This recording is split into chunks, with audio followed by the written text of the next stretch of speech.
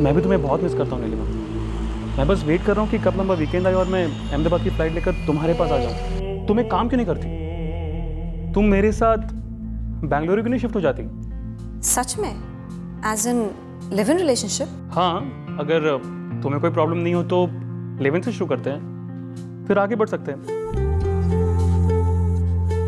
गोपाल ने अपनी पूरी फैमिली से मिलवाया, भाई भाभी माँ बाप भी। मुझे भी वो लोग अच्छे लगे, उन्हें मैं भी बहुत पसंद आई। सब कुछ अच्छा चल रहा था। वो 8 महीने जो मैंने गोपाल के साथ बिताए, मैंने अपना दिल दिमाग और फिजिकली भी सब कुछ लगा दिया रिलेशनशिप में। गोपाल भी इस कदर इन्वॉल्व हो गया मेरे साथ कि शादी के लिए उसी ने प्रपोज किया।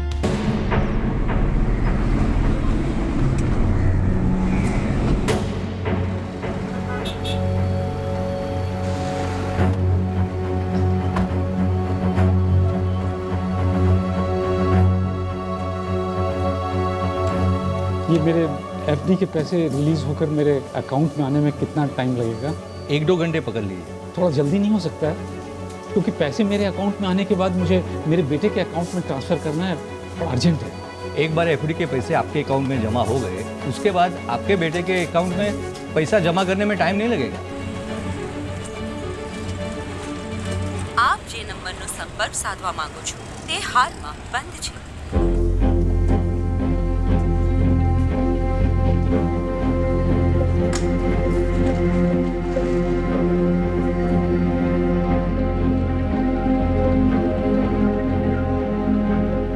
आप જે નંબરનો સંપર્ક સાધવા માંગો છો તે હાલમાં બંધ છે।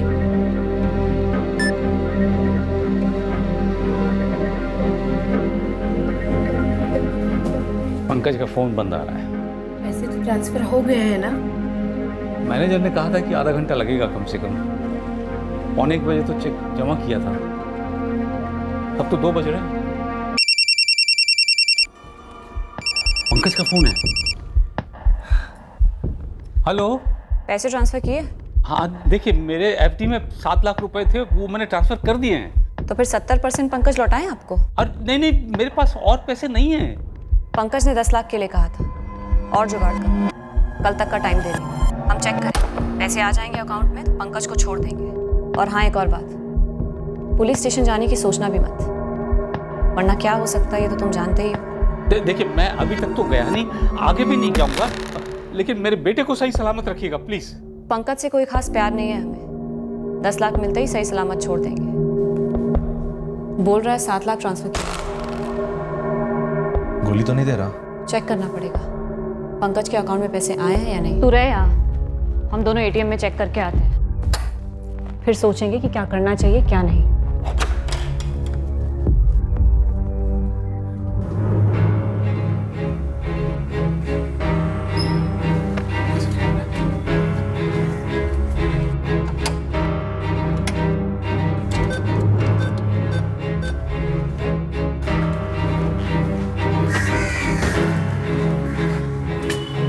पैसे आ गए पंकज के अकाउंट में।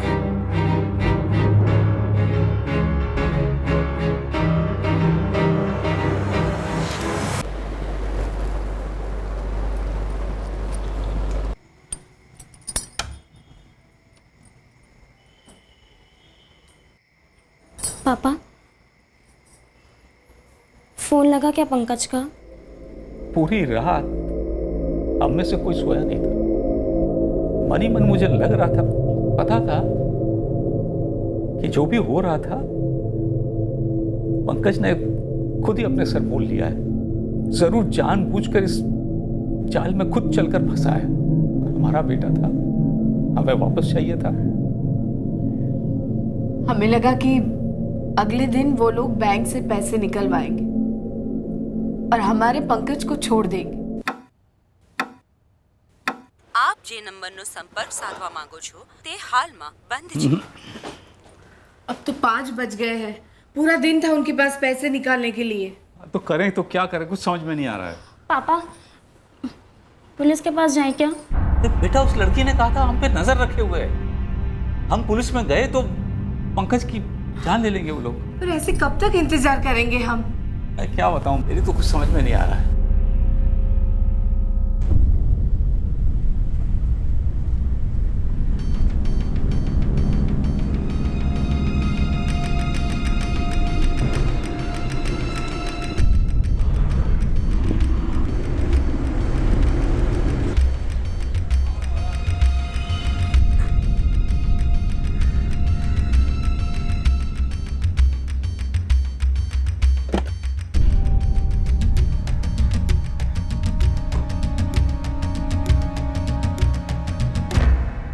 सर 5 जून की रात को निकला था पंकज, और तकरीबन 3 बजे सुबह मुझे फ़ोन आया था उसका। और पंकज ने आपको कॉल करके ये कहा था कि पुलिस ने उसे के साथ पकड़ लिया है?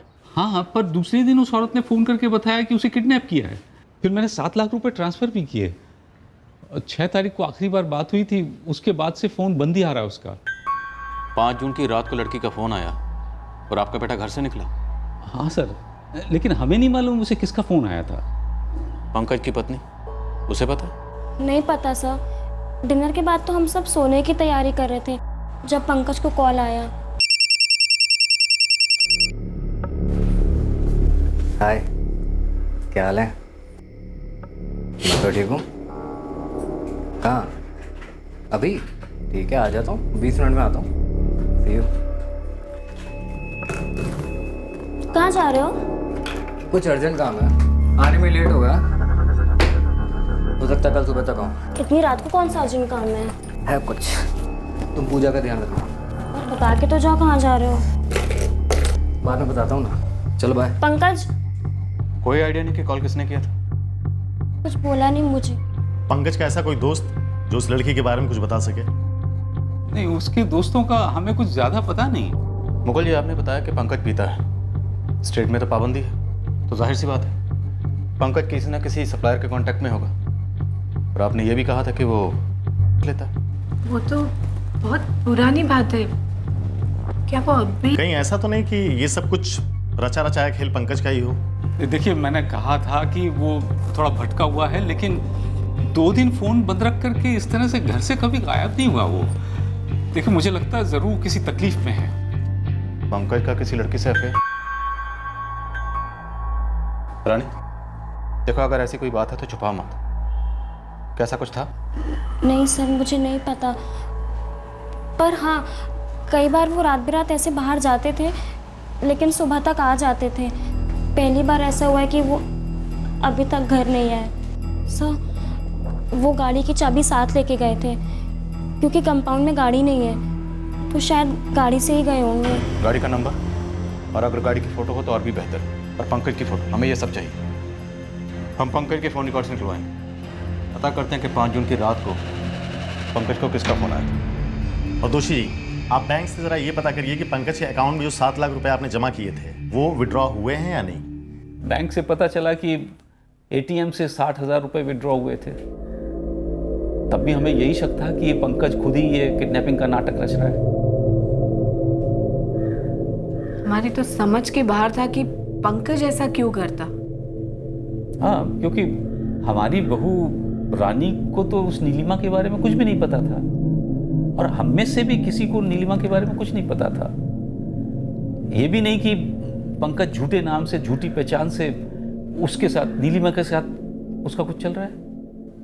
ये जो भी हो रहा था सब गोपाल की वजह से हो रहा था। गोपाल को तो लगता है कि पंकज की जगह वो हो सकता था। बाल बाल बचा। बचा?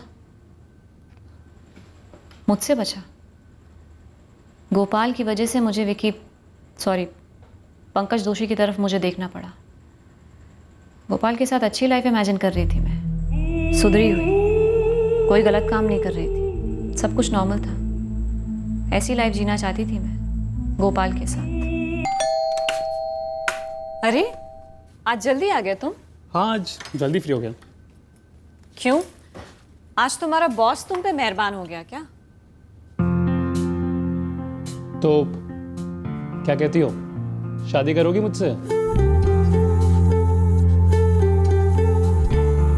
काफ़ी टाइम बाद मैंने अपने मम्मी पापा से बात भी की। खुश थी लाइफ में, फाइनली कुछ ऐसा मिल रहा था जो तभी तक नहीं मिला था। हेलो हेलो हेलो पापा, फोन मत काटना पापा, पहले मेरी बात सुन लो प्लीज।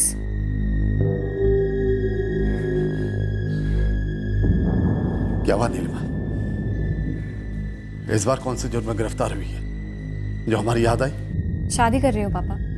तो पापा मैं बदल गई हूँ, बेंगलुरु में हूँ। गोपाल नाम है लड़के का, इंजीनियर है। तो हमें बता रही है कि अचानक तुझे माँ बाप से परमिशन लेने की सूझी? पापा आपका गुस्सा अपनी जगह सही है, मैं समझती हूँ, पर मुझे अपने किए पर ना ही शर्मिंदगी है ना पछतावा। मुझे लगा अपनी शादी की बात मुझे आपसे और मम्मी से शेयर करनी चाहिए, तो फ़ोन कर दिया। पापा मम्मी को फ़ोन दीजिए प्लीज़। माँ बाप भी बेंगलुरु की ही हैं। पता है, सालों बाद पहली बार मुझे लगा कि मैं कुछ नॉर्मल सा कर रही हूँ, जो मेरी फैमिली को, मेरी बहन को कबूल होगा, सही लगेगा। मैं भी एक्साइटेड थी। नई जिंदगी, सेटल होना, गोपाल, मैं, शादी, आगे बच्चे। जी बच्चे। तो बेसिकली तुम सोसाइटी में एक्सेप्ट होना चाहती थी और तुम्हारा जो सेल्फिश स्वार्थी नज़रिया था ज़िंदगी का, उसे लोगों की नज़र में बदलना चाहती थी। सेल्फिश, स्वार्थी कौन नहीं होता? जो महात्मा टाइप होते हैं ना, उन्हें भी ज़बरदस्त गरज होती है कि कोई उन्हें महात्मा कहे, उनके बलिदान की वाह वाह करे। और मैं ठहरी नॉर्मल साधारण लड़की। मैंने कभी भी अपने साथ, ना ही अपने स्वार्थ के साथ, कोई चीटिंग नहीं की। पर तुम्हें लगता है गोपाल ने तुम्हारे साथ चीटिंग की? हाँ, की उसने चीटिंग। उसने मेरे साथ फिजिकल, मेंटल, इमोशनल रिश्ता जोड़ा। पूरे 8 महीने साथ में रहा मेरे। उसके बाद और क्या जानना चाहता था वो? शादी करने वाला था वो। फिर 1 सेकंड में सब बदल गया। हाय, आ गए तुम? लाओ मुझे बैठ दो।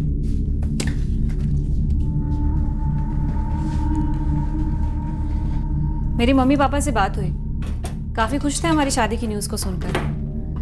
पूछ रहे थे कि कब आकर तुम्हारे पेरेंट्स के साथ फॉर्मेलिटीज पूरी करनी है। तुम्हारी कोई डेट की बात हुई क्या? तुमने मुझे अपने बारे में सब कुछ नहीं बताया। क्या? तुमने कहा था तुम केसी एसोसिएट्स में असिस्टेंट अकाउंटेंट हो। हाँ। झूठ है, जो तुमने बड़ी सफाई से बोला था, आंखों में आंखें डालकर।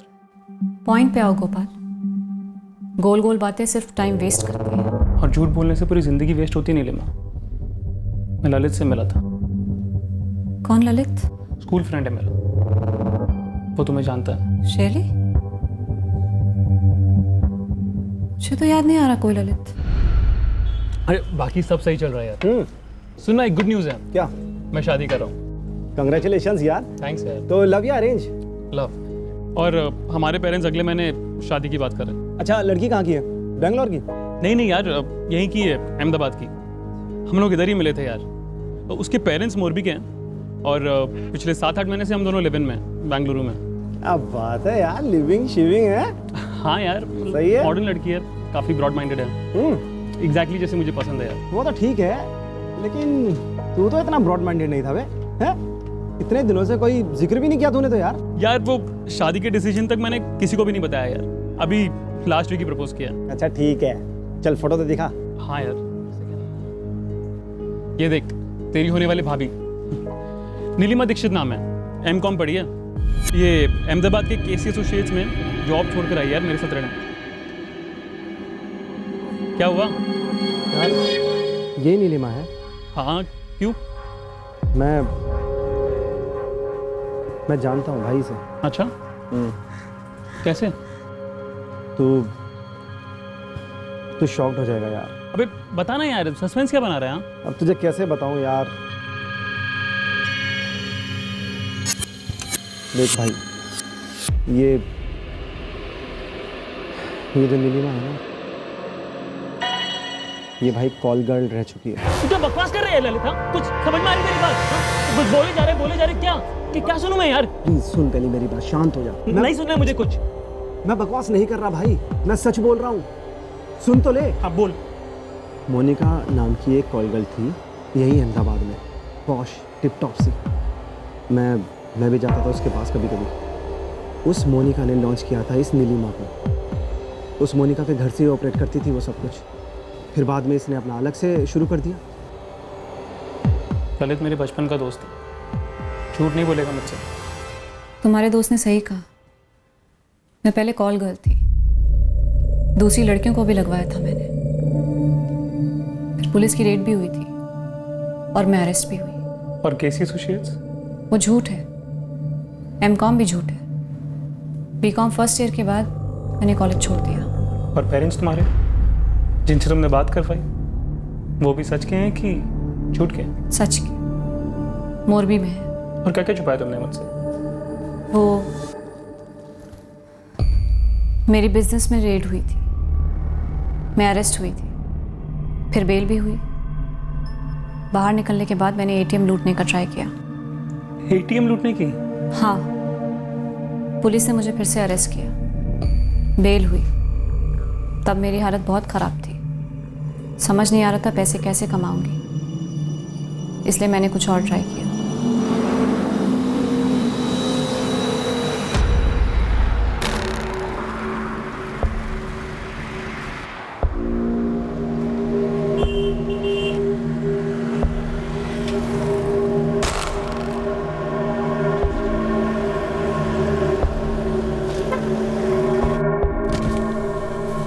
सर, मुझे अहमदाबाद के लिए लिफ्ट चाहिए, मेरी बस छूट गई है, अर्जेंट है। ठीक है, बैठिए। ऐसे इतनी रात गए अकेले बस का वेट करना थोड़ा रिस्की है। जी, लिफ्ट लेना भी। हाँ। और लिफ्ट देने वाले के लिए भी रिस्की है। क्या? मुझे पैसे चाहिए, जो है जितने हैं तुम्हारे पास मुझे दे दो, मिनिमम 10,000। ए सुन, चल नीचे उतर। नहीं उतरूंगी, पहले पैसे दो। 2 पैसे।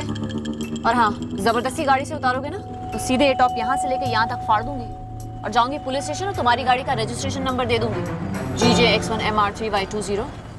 चार्जेस लगेंगे 7 साल के लिए अंदर और बदनामी बोनस में। देखो, तुम ऐसा नहीं कर सकती, ये गलत है। आई नो, पर मुझे पैसे चाहिए। 2 पैसे। 2 पैसे या फाड़ू ये टॉप, फाड़ू फाड़ू। ऐसी गाड़ियों से ही लिफ्ट लेती जिसमें अकेला मर्द सफर कर रहा हो, जिसके पास कैश नहीं होता उसे एटीएम ले जाती। एक से तो मोबाइल, वॉलेट, लैपटॉप सब ले लिया।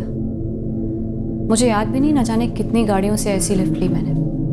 उसके बाद मैं तुमसे मिली गोपाल, और तब से मैंने ऐसा कुछ भी नहीं किया। मैं बदल गई, मैं अब अलग ही इंसान हूँ।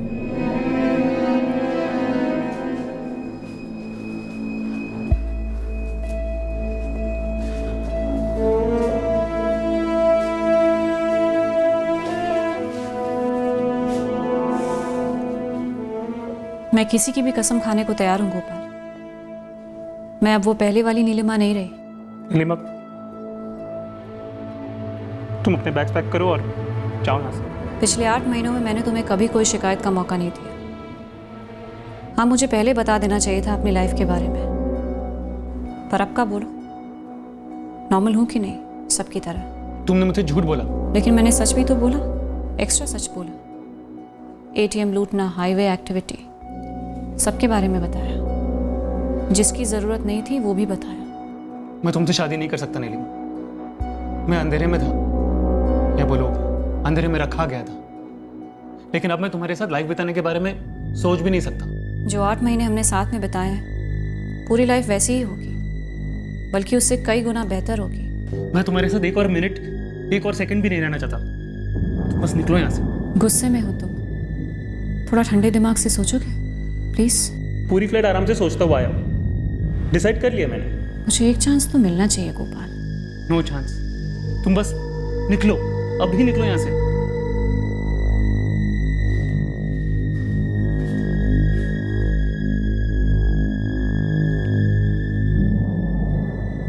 ये तुम्हारा आखिरी फैसला है गोपाल? हाँ। You know what? Just get out from here. Okay fine.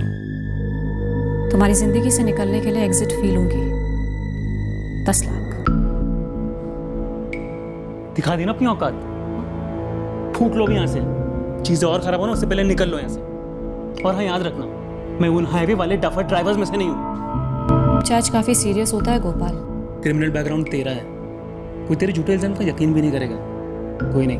अच्छा, इतना समझ लो, लड़की को शादी का गाजर दिखाकर उसके साथ करना के दायरे में आता है। शादी के वादे के सबूत भी है मेरे पास, फोटोग्राफ्स, रिंग। हमारे पड़ोसी शांति जी भी विटनेस होंगी। कानून तोड़े हैं, इसलिए कानून के बारे में जानती हूँ गोपाल। 1 हफ्ते का टाइम दे रही हूँ। 10 लाख से 1 पैसा कम नहीं लूंगी, और जुबान है मेरी। उसके बाद ना ही तुम कभी मुझे देखोगे ना सुनोगे। कितनी वाहियात शर्त थी। शादी करो मुझसे या 10 लाख फाइन भरो। बाद में तो मुझे लगने लगा कि शायद वो खुद आई होगी मेरे पास। पहले तो मुझे फंसाया और ब्लैकमेल करने लगी। अगला 1 हफ्ता मेरे लाइफ का सबसे डिफ़िकल्ट वीक था। दिन में 10 बार मैसेज करती, कॉल करती कि पैसे अरेंज हुए या जाऊँ पुलिस के पास। मेरे पास पैसे नहीं थे। मैंने अपने सारे सेविंग्स और दोस्तों से झूठ बोलकर लोन्स लिए। और पैसे दे दिए नीलिमा को? वरना वो छोड़ती मुझे। पर मैं बहुत हर्ट हुआ था कि कैसे कोई अपने लाइफ के बारे में झूठ बोलकर आपकी लाइफ में आए और आप उसे लाइफ पार्टनर की तरह देख रहे हो, पर जब उसके सही रंग सामने आए तो वो अपना क्रिमिनल साइड बताकर आपसे पैसे हटना चाहती है। पैसे तो देने ही थे उसे। वो बेंगलुरु आने को रेडी नहीं थी, तो 2 दिन की छुट्टी लेकर मैं अहमदाबाद गया। सबसे छुप कर एयरपोर्ट से सीधे उसके घर गया, उसे 10 लाख देने। पैसे तो हैंड ओवर कर दिए, लेकिन मैं इतनी आसानी से हार मानने वाला नहीं था।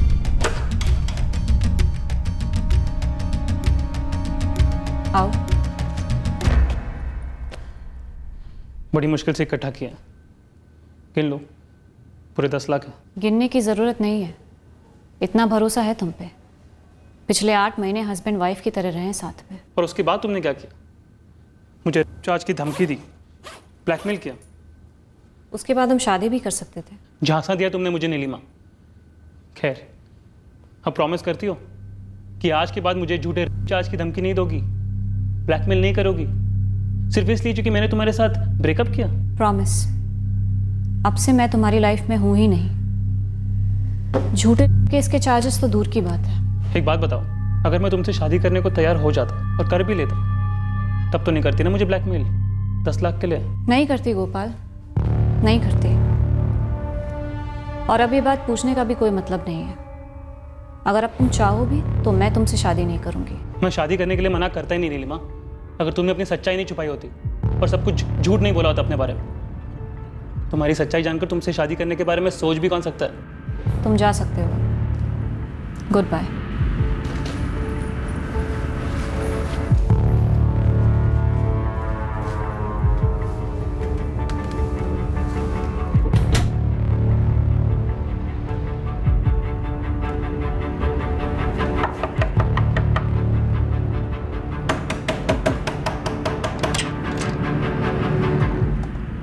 जी नीलिमा, साथ चलो हमारे।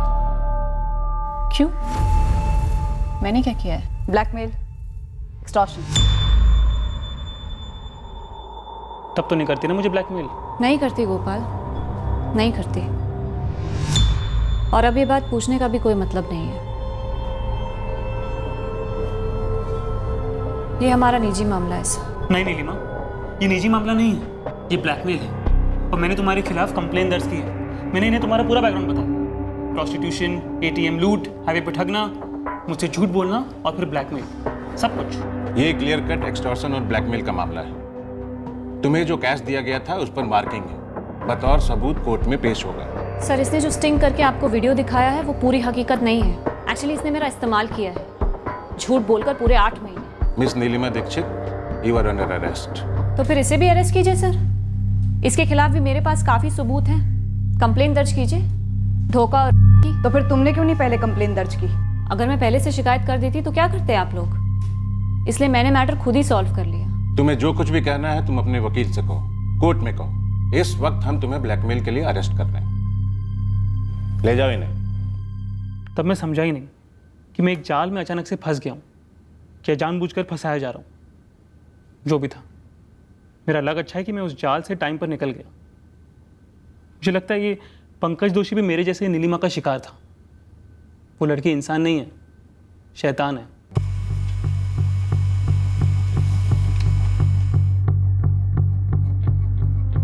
दो और ATM पर इस बंदे को देखा गया है सर, कैश विड्रॉ करते हुए। पंकज का डेबिट कार्ड यूज कर रहा है सर ये। नहीं, मैं नहीं जानता इसको। रानी?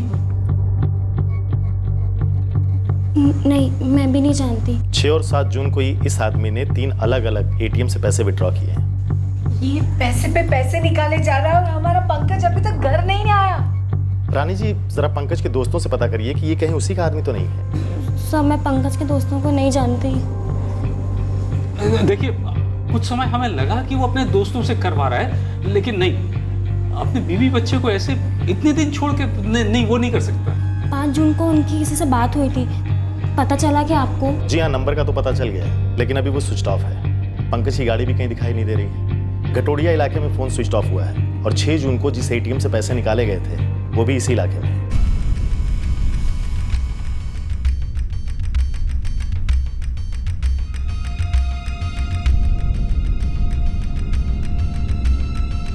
कंज्यूमर फॉर्म से नीलिमा दीक्षित का एड्रेस मिला है जो कि मोरबी का है, लेकिन उसके फॉर्म पे उसका कोई अल्टरनेट नंबर नहीं है। उसका एक बार एड्रेस चेक करके मुझे कॉल बैक करो, उससे ये कंफर्म हो जाएगा कि ये एड्रेस सही है या फिर ये नंबर ही जाली है। ठीक है कैलाश, मुझे एड्रेस और सारी डिटेल्स भिजवा दीजिए, मैं भी चेक करता हूँ। सर, ये नीलिमा की कॉल रिकॉर्ड में भी शो हो रहा है कि नीलिमा और पंकज एक दूसरे के टच में थे लगभग 3 महीनों से। 5 जून की रात को नीलिमा के फ़ोन से पंकज को फ़ोन आता हाय और वो घर से निकलता है। उसके कुछ घंटों बाद पंकज अपने पिता को फ़ोन पर यह कहानी बनाकर सुनाता है कि उसे पुलिस ने पकड़ लिया के साथ। ये माजरा है क्या, समझ में नहीं आ रहा। पंकज वाकई में किडनैप हुआ है या कोई खेल है? हेलो कैलाश, शैलेश बोल रहा हूँ मोरबी से। ये जो तुमने नंबर दिया था ये भी सही है और एड्रेस भी, लेकिन ये लड़की नीलिमा तो घर पे नहीं है, पर उसके पिता हैं बलदेव दीक्षित। जरा उनसे बात करवाइए। ये लीजिए बात।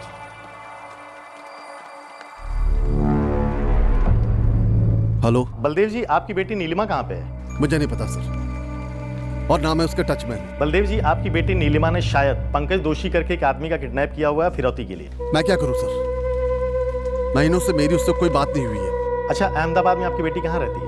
उसने बताया नहीं, हमने पूछा नहीं और ना पता करने की कोशिश की और ना आगे कोई इच्छा है। आप पुलिस वाले एक बात ध्यान से समझ लें, नीलिमा से हमारा अब कोई ताल्लुक नहीं है, कोई रिश्ता नहीं, कुछ नहीं है वो। इसलिए आप हमें उसके लिए परेशान ना करें। मैं आपके हाथ जोड़ता हूं, नीलिमा को लेकर आप दोबारा हमारे घर में मत आइए। फोटोग्राफ और डिटेल सारे थानों में सर्कुलेट करवा दो। जिस तरह से बाप बोल रहा है शायद पहले भी कुछ हुआ हो सकता है, कुछ हिस्ट्री रही हो इस नीलिमा की। सर, खबरियों को भी लगा देता हूँ, किसी को कुछ तो पता होगा इसलिए।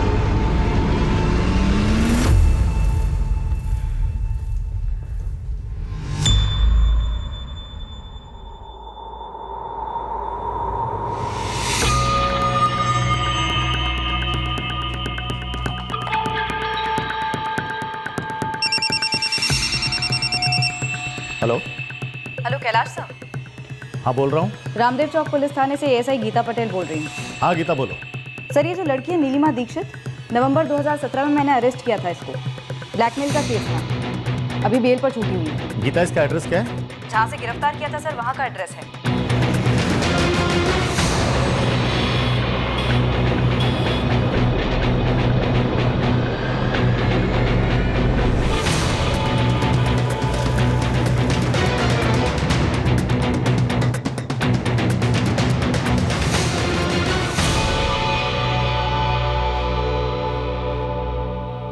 पड़ोसी से बात करते हैं।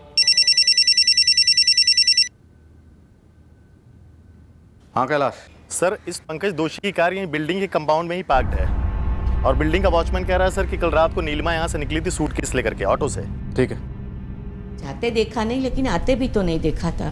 कब आती, कब जाती, क्या करती, किसी को कोई पता नहीं चलता।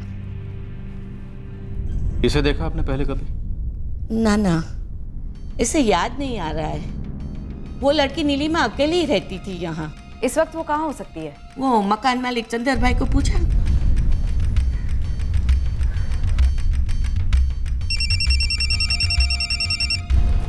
हेलो, हमें आपसे बात करनी है, तुरंत पुलिस स्टेशन पहुंचिए। ठीक से पता किया ना सुरेश? डबल चेक किया? Thank you Suresh. सर, परसों सुबह यानी 7 जून की सुबह को हिम्मतनगर पुलिस को एक लाश मिली थी। वहाँ के कांस्टेबल सुरेश को हमने पंकज की फोटो भेजी हुई थी। वो कह रहा है कि ये लाश पंकज की है।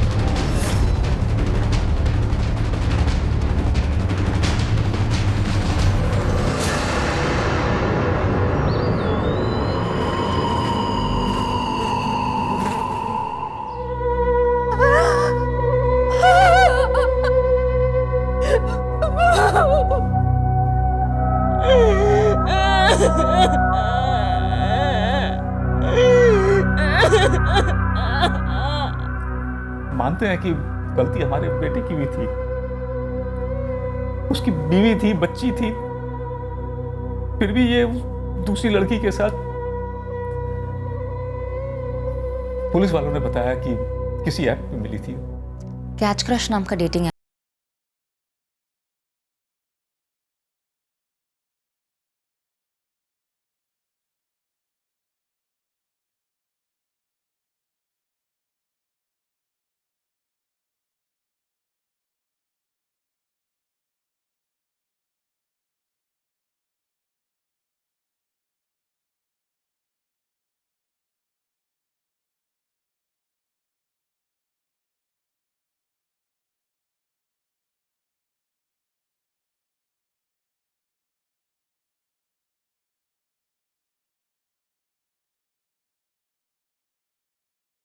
थी तो मैंने सोचा ट्राई करके देखती हूँ इस ऐप पर। क्या ट्राई करना चाहती थी? फिर से लोगों को फंसाना? पंकज दोषी को मैंने फंसाया, अब भी ऐसे लगता है आपको? तुमने कहा कि गोपाल ने तुम्हें धोखा दिया, पर ब्लैकमेल तो तुमने किया था। ब्लैकमेल नहीं था, वो मेरा हक था, कॉम्पनसेशन था। 8 महीने गोपाल ने भरपूर मज़े किए थे। अगर मैं पहले कभी कॉल गर्ल थी तो क्या मेरी फीलिंग्स नहीं हो सकती? उसे लगता है कि मेरे पास ने उसे धोखा दिया, लेकिन मेरे प्रेजेंट को उसने बर्बाद किया ना। और पंकज दोषी, मैंने उसे नहीं फंसाया, उसने मुझे फंसाया था। एक तो अपना नाम विकी आचार्य बताया और मेरे घर आने लगा। उसकी सहूलियत और ज़रूरत के हिसाब से आ जाता। उसके सारे झूठ मैं बड़े सिंसियरली सुनती, सच मानती उन्हें। जब भी ज़रूरत होती वो मुझे पैसे भी देता, दिलदार था। तुमने उसे मार डाला नीलिमा, 10 लाख के लिए। ऐसा है, मैं सतीश को मिली, ठीक है। अभी सतीश सबसे अलग था, उसने कभी मुझसे झूठ नहीं बोला। हमें एक दूसरे से प्यार हुआ, रियल प्यार। सतीश भी तुम्हें कैच क्रश पे मिला था? हाँ। सतीश मेरे लिए फ्लावर्स लेकर आता। 24 घंटे सिर्फ के पीछे नहीं होता। हम बातें करते, शॉपिंग करते, घूमते। वो मेरे लिए गिफ्ट खरीदता था। एक अरसे बाद मुझे ऐसा लगा कि मेरी लाइफ में कुछ ऐसा है जो मैंने बेच खरीद कर हासिल नहीं किया। कुछ ऐसा जो बस मेरी लाइफ में आ गया, एक गिफ्ट की तरह। पर मुझे असलियत की भी समझ थी। सतीश कर्ज में डूबा था। कोई टेंशन है सतीश? तो बताओ मुझे, शायद मैं कोई हेल्प कर सकूं। नीलिमा, मेरे सर पर 5 लाख का कर्ज है। इस शहर में किसके सर पे कर्ज नहीं होता? ये कोई बैंक का लोन नहीं है, एक भाई टाइप के बंदे से लिए। वो ढूंढ रहा है मुझे, पता नहीं कब तक ऐसे छुपूंगा। अगर मेरे पास होते तो दे देती। यार प्रॉब्लम तो ये है कि मम्मी पापा से भी नहीं बोल सकता।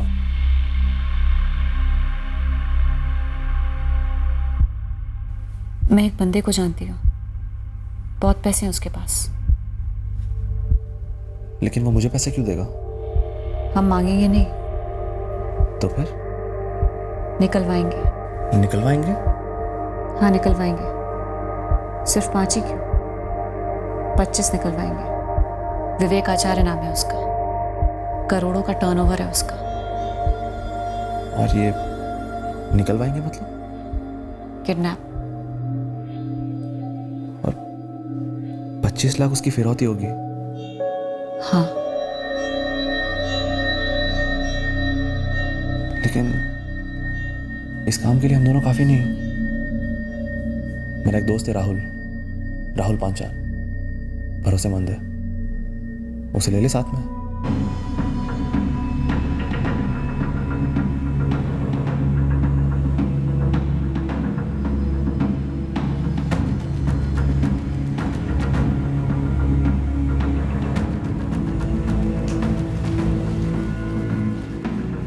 पंकज को यही मारा होगा शायद। सर लेकिन ऐसा कुछ सबूत भी नहीं मिल रहा है कि जिससे एक लीड मिल सके कि नीलिमा फरार कहाँ पे हुई।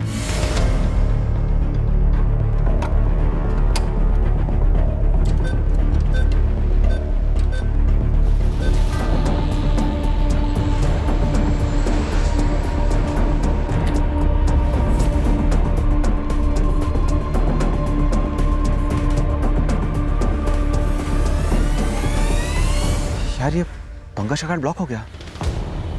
ब्लॉक मतलब? ये ब्लॉक मतलब ब्लॉक। ये कार्ड कोई काम का नहीं है। हम कोई ट्रांजैक्शन नहीं कर सकते, पैसे भी नहीं निकाल सकते।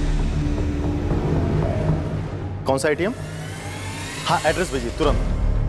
सर, नीलिमा को एक एटीएम के बाहर खड़ा हुआ देखा गया है, वो भी उस बंदे के साथ जो पंकज के डेबिट कार्ड से कैश निकालते हुए एटीएम के सीसीटीवी फुटेज में दिखाई पड़ा था सर। कौन सा एटीएम? सर, अभी बैंक मैनेजर एड्रेस मैसेज कर रहा है, उठा लो। गलती कर दी हमने सतीश। पता है, तुम ही एटीएम कार्ड पर जोर दे रही थी ना? हमारे पास एटीएम है, पिन है, कैश निकालते रहेंगे।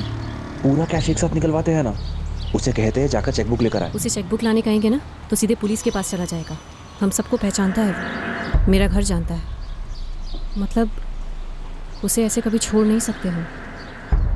तो क्या उसे मार डालना पड़ेगा? ऑब्वियसली।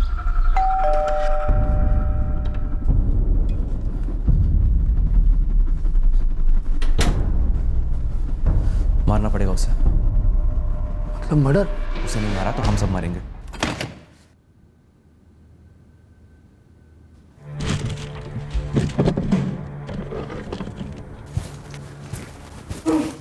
ये लो, ये बेटर रहेगा और इजी भी।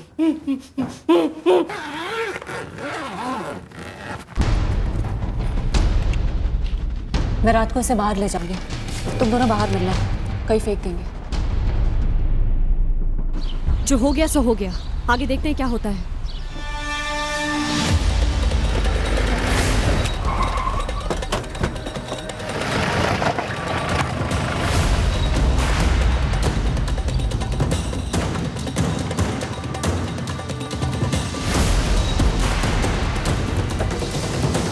बस तुम दोनों ही हो या तुम्हारी गैंग में और भी कोई है?